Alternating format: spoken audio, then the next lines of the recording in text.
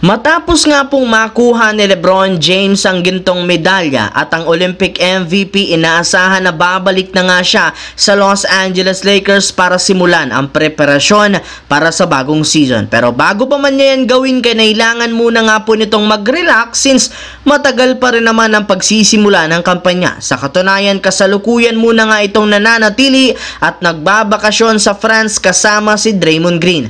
Yes mga idol, kita nga ito ng mga fans na nagpa-party sa lugar ng France, pero hindi rin naman nga po mga idol nakakagulat ang pagsasamang ito ni na LeBron at Green, gayong ini-enjoy lang naman nga nila ang kanilang maikling bakasyon bago sila magsimulang mag-insayo para sa kanilang kupunan na Lakers at Warriors. Nagkasama na rin naman ang dalawang ito last year sa Toronto at inaasahang magsasama pa sila sa kanilang mga pupuntahang party sa mga susunod na taon. Samantala, mismo ang bagong head coach na ng Lakers na si JJ Redick ang nagsabi, hindi rin naman nga po kailangan ng Lakers ng malaking pagbabago sa lineup, gayong kailangan lamang nga po nilang ma-utilize ng maayos ang kanilang front court, especially ang kanilang limang big man na sina Anthony Davis, Christian Wood, Jackson Hayes, Skylar Kelly at si Colin Castleton, upang sa ganoon magamit nila ito bilang kanilang main advantage sa team. Sa madaling salita, sapat na ang kanilang ginawang pagbabago para maging competitive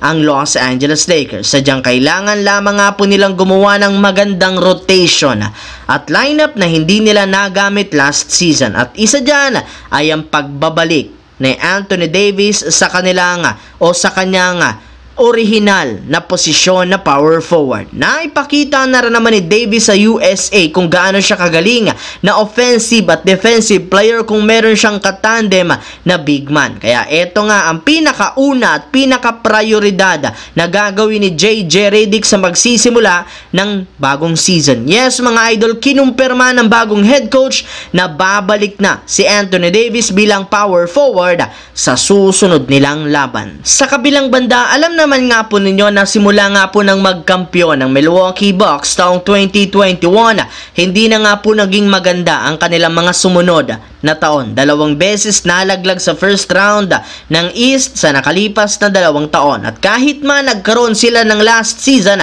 ng bagong rest back o superstar sa pagkuha nila kay Damian Lillard, hindi pa rin naman ito nabuhat ang Milwaukee Bucks. Kaya dahil dyan, marami nga po sa kanilang mga fans ang duda sa talento at kakayahan ng kanilang team pagdating sa pagkuha ng kampiyonato. Ngunit ayon rin naman sa sinabi ni Damian Lillard sa media, matapang nga nitong sinabi, hindi nga po siya pinanghihinaan ng loob sa kabila ng nakakadismayang kampanya. As of now, maayos at healthy pa rin naman ang katawan nito. Hindi pa rin naman nga bumabagsak ang kanyang laruan, kayang-kaya pa rin naman niyang ulitin at ipakita ang kanyang mga galaw sa mga nagdaang taon sa NBA. Sa madaling salita, nagbabanta na nga si Lillard na babawi silang dalawa ni Giannis Antetokounmpo.